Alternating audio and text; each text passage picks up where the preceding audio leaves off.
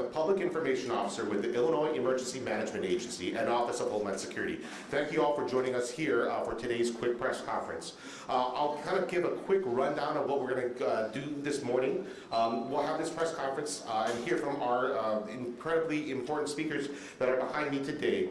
With us today we have Tom Sivek from FEMA Region 5, and he's the Regional Administrator.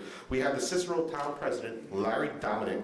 We have the Cook County Commissioner of the 16th District, Frank Aguilar, the Cook County Commissioner of the 5th District, Monica Gordon, the IEMA OHS, or the Illinois Emergency Management Agency, and Office of Homeland Security State Coordinating Officer Greg Nimmo, and the Executive Director of Cook County's Department of Emergency Management and Regional Security, Ted Berger. To get started, we'll start off with FEMA Region 5 Regional Administrator Tom Sivek. Tom? Could you spell your names when you come up? Yep, the name is Tom, the last name is Sivek, it's S-I-V-A-K, and I'm the Region 5 Administrator for FEMA. Before I get started, I just want to recognize how difficult the past weeks have been to the many residents of the Chicagoland area, especially right here in Cicero and Berwyn on the west side of the city. We know that disasters just aren't financially costly. They can extend the mental drain in figuring out how to recover and the physical toll of cleaning up that starts in the repair. Recovery can be a long road, and we want to sympathize with those who are facing these challenges in the weeks and months ahead. Since the storms that began on June 29th, local responders and volunteer agencies were hard at work, getting help where it was needed, and then also working with the state through Governor Pritzker and the Illinois Emergency Management Agency. They have made additional resources available to further assist those efforts. I want to commend the work of the local and the state officials who have focused on the recovery of this community that has been impacted. So what are we doing here today? Our team started yesterday to focus on what the extent of the damages are, and we want to make sure that we are here at the request of the state and our local officials to take that next step in the federal declaration process. Before I get started, I want to emphasize a few key takeaways about these assessments. First, this is not a guarantee that federal assistance will be available. FEMA does not make a determination about a disaster declaration during a damage assessment.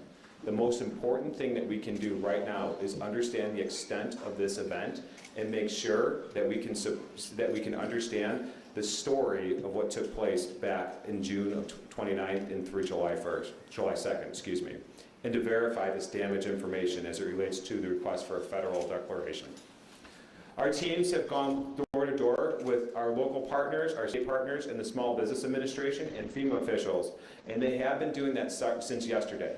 One of the things I just want to emphasize is making sure that when these officials come to your door, we do want to hear the story. We want to understand the impact of what took place in that flooding event. We're not taking personal information, but we are understanding that event and understanding the damages that have happened in your home and your place of residence. The assessment teams are part of a process that could lead to a state asking for a declaration. At the conclusion of the assessment, the state will determine if the damage is beyond state and local resources to handle. Our teams will work with the state to verify the damage, but it's up to the state to determine if and when a request will be submitted. Before I close, I want to note one thing, and this is very important. Residents should not wait to clean up and should not wait for possible federal assistance to begin your recovery. We want you to take pictures. We want you to share your information of what took place, and we want to make sure that you work with your insurance companies, work with local emergency management authorities, and start that cleanup, and volunteer agencies to start the cleanup process now. Please do not wait. Our teams will move as quickly as possible, and we will be here as long as we are needed to understand the extent of the story of what took place on this event. With that, I'm going to bring up Larry Dominick, the Cicero Town President. Larry. Hello, Larry Dominick, Larry Dominick. I just come here to say thank you for everyone and all our hard work. Got a bunch of hard-working people, and they're unbelievable. I want to thank all the elected officials that have been helping Cicero and their residents, and just got to have some prayers that everything goes right, so thank you. And I'll introduce Frank Aguilar, Cook County Commissioner. Thank you, President Larry Dominic. First, I want to thank President Larry Dominic for his assistance in acting real quickly, President Tony Propico, and Ted Berger from Emergency Management for responding real quickly when we needed emergency here in Cicero. June and July, I've talking to President Larry Dominic, I introduced an unprecedented ordinance that would give the uninsured and underinsured homeowners a tax credit if their property damage was damaged by the storms. The ordinance will move forward. It will move forward to the financial subcommittee where it will be undergo further evaluation. This is an opportunity to provide real relief for homeowners. Throughout Cook County, home ownership is one of the best ways to ensure some sort of generational wealth. When homes are damaged, they can take years for residents to come back at the levels of economic status and completely have the way the homeowners should be. This ordinance will be put money back in the pockets of our residents so they will be able to prevent wide-scale loss in the homes of value and presence, which will protect their livelihood and declare their homes. After seeing the damage firsthand, I called Cook County Emergency to respond quickly to deploy the departmental resources within the hours. I also wrote a letter to Governor Pritzker to issue a disaster proclamation. As I mentioned, I was in contact with all of my mayors during the storm and also the Office of Emergency Management and Regional Secretary to accurately make an account of the uninsured and the underinsured damages brought by the storms and floods. The data will help us ensure funding from the state agencies due to the Governor's disaster proclamation. I want to emphasize that this is a federal issue. We need federal funds to update our water drainage system. So we have to contact our federal representatives and send a message to Washington. This system has been over 100 years old. We need to upgrade them, and we have to make sure that they invest in our infrastructure. Lastly, my office is going to host a Facebook tonight at 6 p.m. We will have representatives from the Cook County agencies, the Water Reclamation District, to discuss the flooding. So thank you again for all the public officials, and again, my thanks to Ted Berger, Emergency Management, for quickly responding to the needs of the people here in Cicero and the surrounding areas. Thank you. Now I'll introduce Monica Cook County, my colleague on the board, Cook County Commissioner Monica Gordon from the 5th District. Good morning, everyone. I would like to extend my heartfelt gratitude to the county's Department of Emergency Management and Regional Security, the Illinois Emergency Management Association, FEMA, and Chicago's Office of Emergency Management and Communications for their commitment and support in responding to the recent flooding in our communities. In my role as Cook County Commissioner, I have witnessed the devastating effect of these floods on our residents, particularly in my district where property owners in Blue Island have been reaching out to my office with pictures and videos of completely flooded neighborhoods after rainstorms. Water infrastructure is a critical priority that requires immediate attention. I firmly believe in a holistic approach towards stormwater mitigation. I am encouraged to see our partners at EMRS, IEMA, and FEMA taking proactive measures to safeguard our communities from the effects of flooding and stormwater. Their dedication to conducting door-to-door, in-person preliminary damage assessments is a significant step towards understanding the full extent of the impact and providing timely assistance to those in need. As we move forward, I pledge my support to work hand in hand with all the involved parties to find sustainable solutions to address the challenges posed by flooding. Together, we can build resilient communities better equipped to withstand such natural disasters. Once again, thank you to all the involved agencies and my fellow elected officials for their cooperation and commitment to our shared goal of protecting our communities. And I also want to give a special shout out to Ted Berger as well, because I know we have much work to do ahead in gaining federal support to fix our water infrastructure. Let us unite as partners in this endeavor, united by a common purpose and determination to create a safer and more secure future for all of our constituents. Thank you. And next, I would like to bring up Greg Nemo.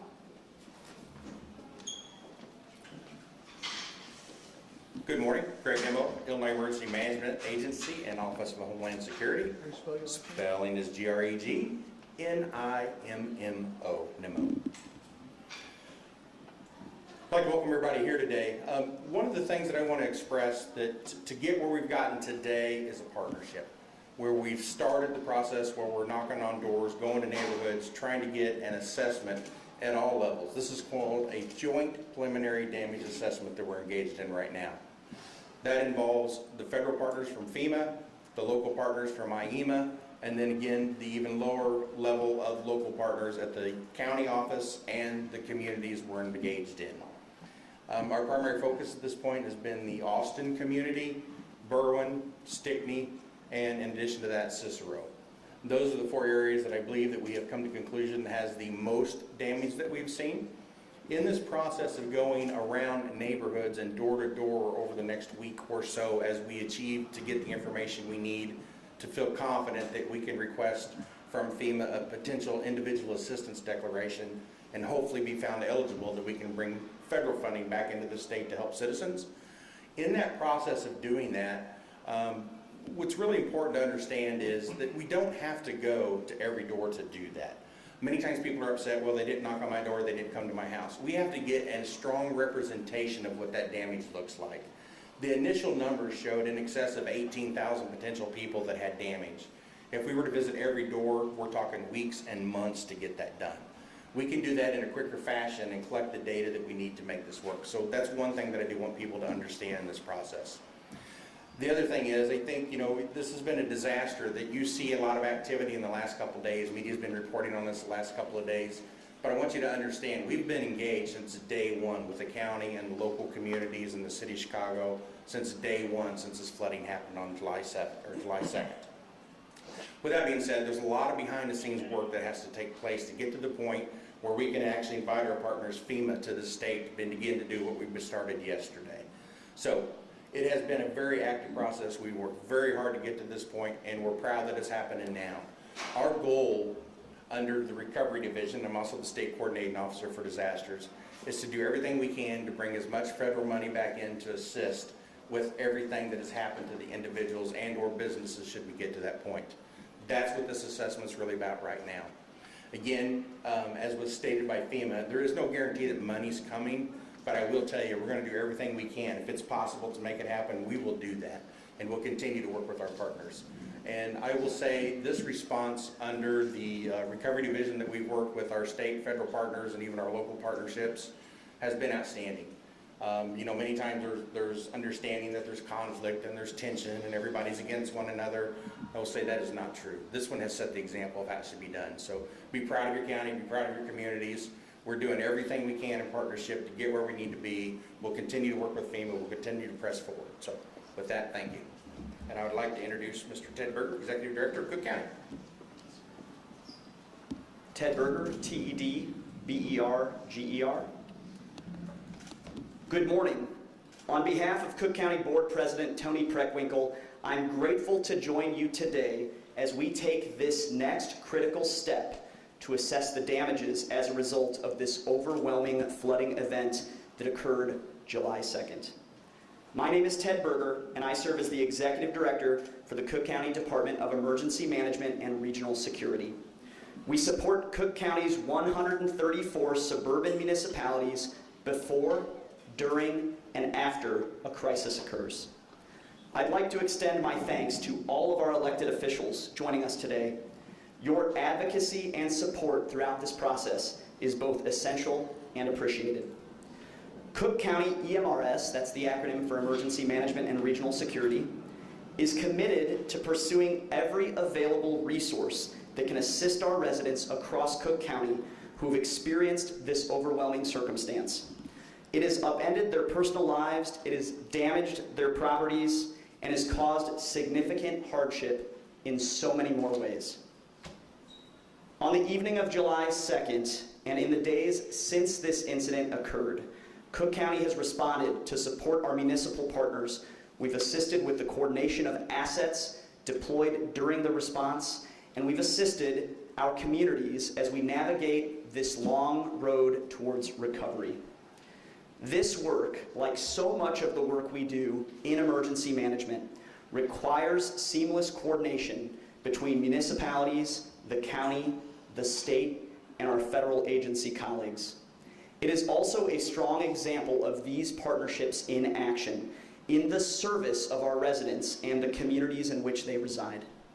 We encourage our residents to work with the assessment teams, and there are 10 teams on the street today and throughout the week, who will come door to door in the coming days so that we can ensure that we are accurately capturing the damage done to our homes. This information will be critical as the federal government calculates the amount of support our communities are eligible to receive, and this is a necessary step.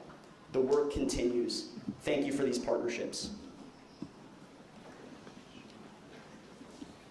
Thank you all for your quick commentary. We do want to open the floor to some questions. However, afterwards, in looking outside, we were going to make some availability for you folks to come out with us in the field to walk alongside some of the preliminary damage assessment teams.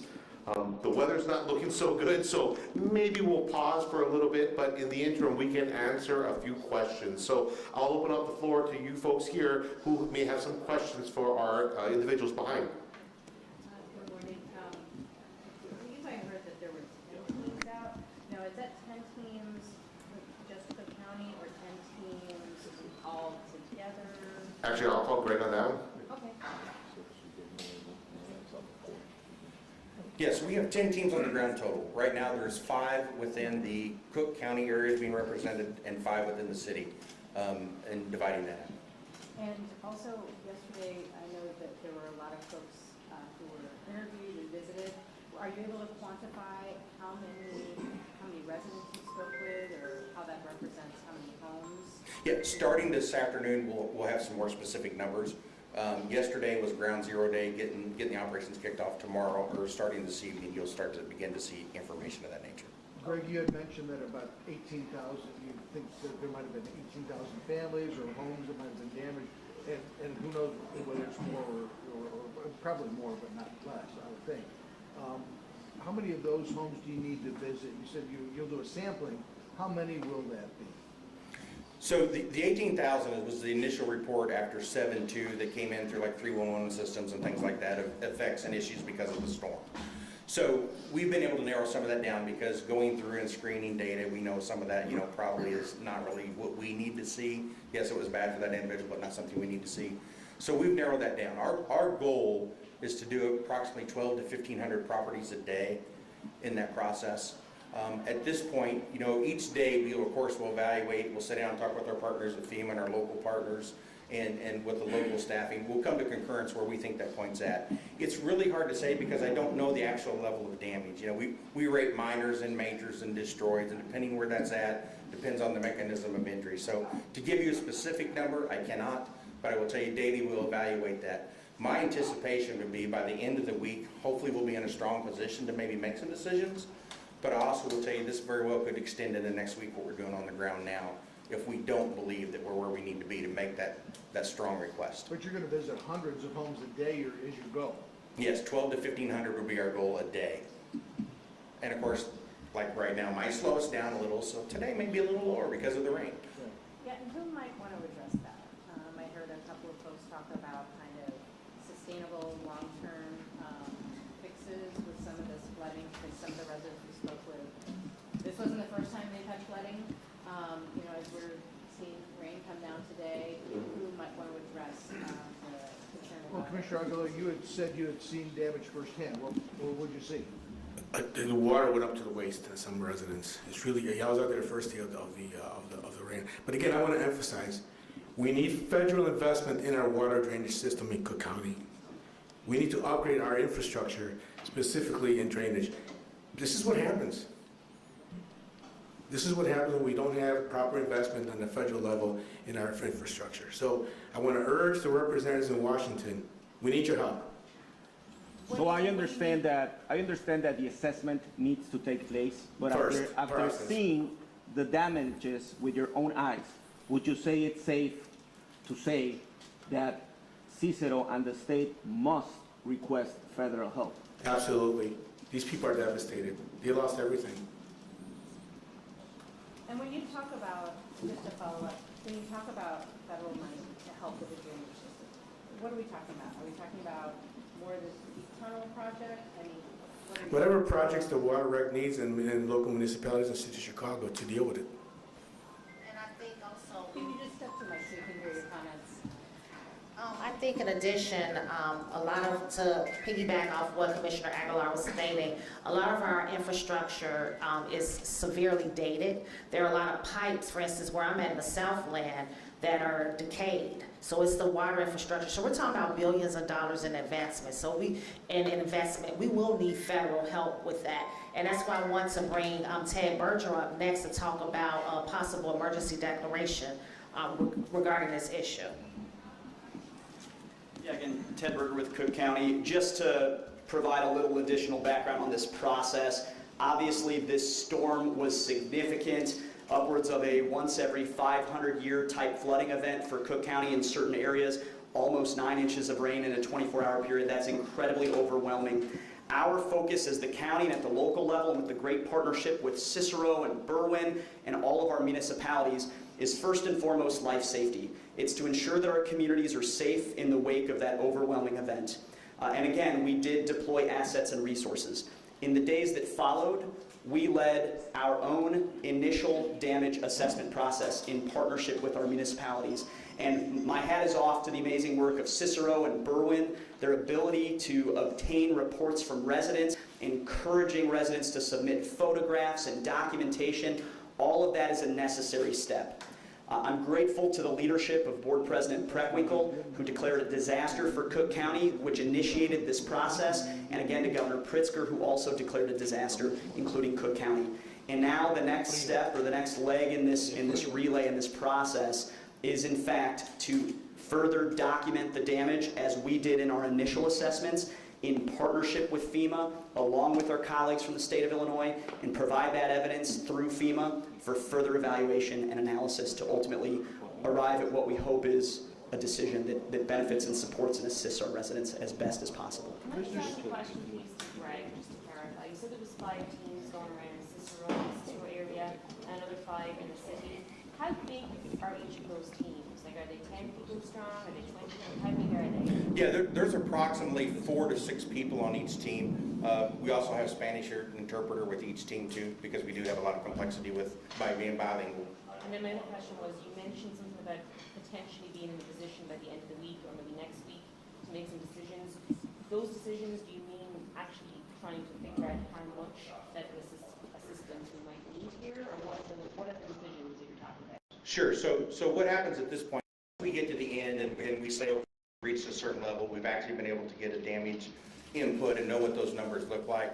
Then what we do is we take that information, which we've already started to file the information that we need and compile that, put that together. That information then goes to the governor's office for a declaration request for individual assistance, which is a FEMA program that if found eligible and approved, we submit it to FEMA for review, they package it, they send it to the president's desk for final yays or nays, which could go either way, be aware of that. We hope for the yay by all means.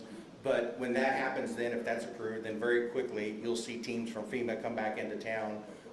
We would set up a joint field operations center, and people would have access to people in their communities via phone, via internet, and all those modern technologies. And if FEMA says no, there's no money coming.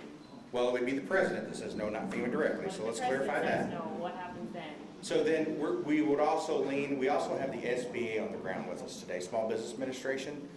Many times when we talk about Small Business Administration, we typically think businesses, but it's also the mechanism for individuals post-disaster. We believe we're in a very strong position at a minimum for SBA to come to town, but we won't know that until we get completed with the PDA process that we're doing.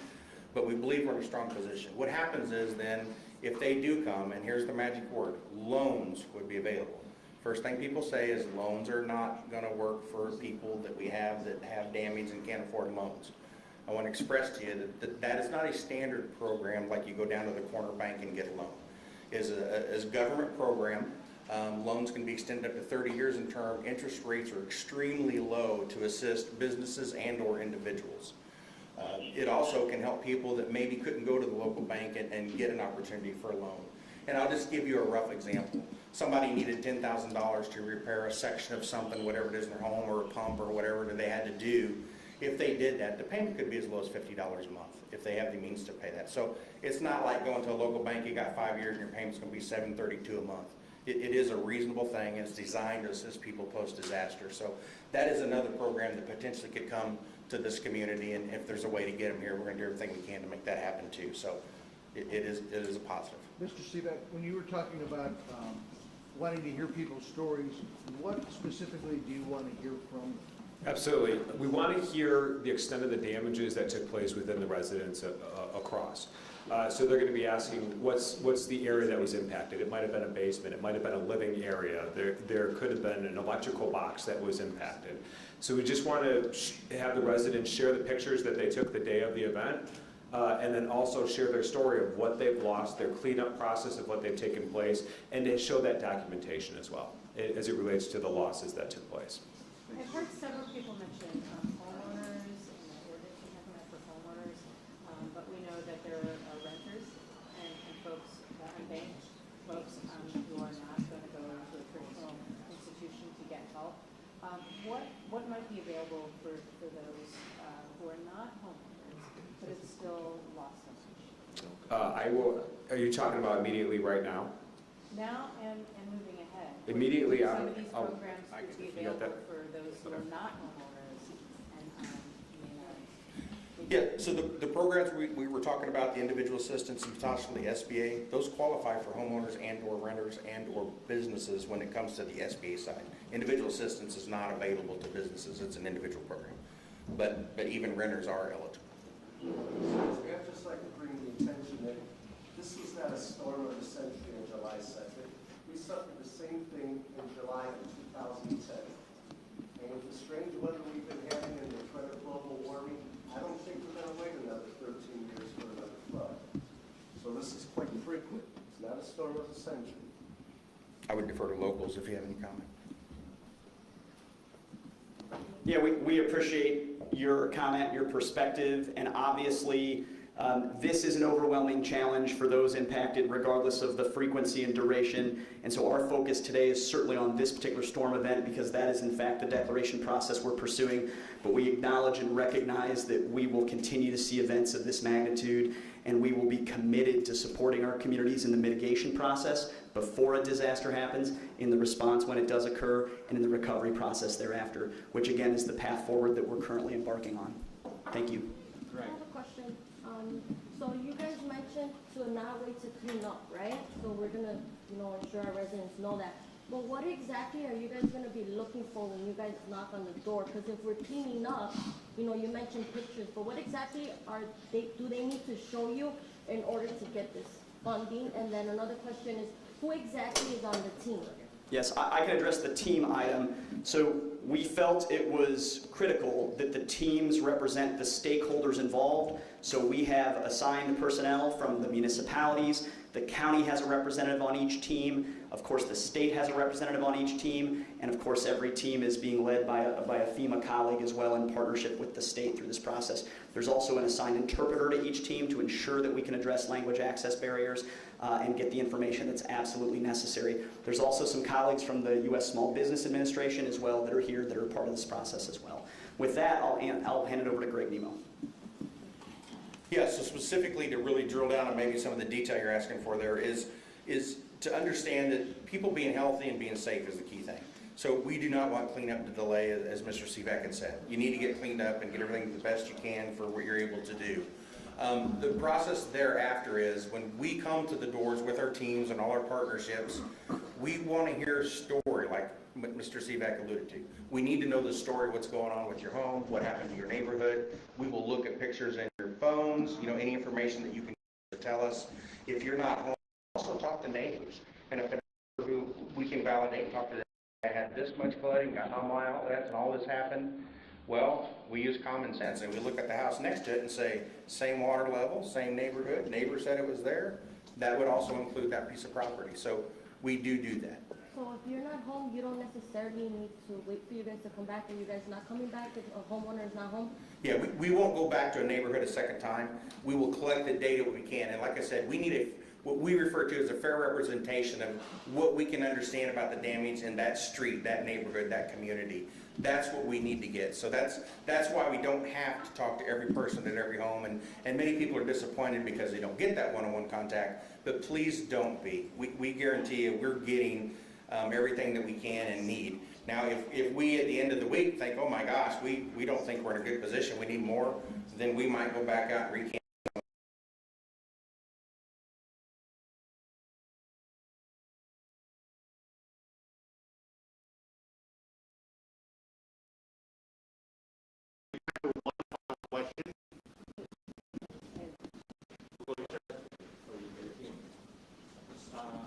What really is very important to tell in the same block, there are people that didn't have a lot of money in the basement decided against the neighbor. So, and I know that because I'm my doctor, it didn't happen. Sure. So how can you tell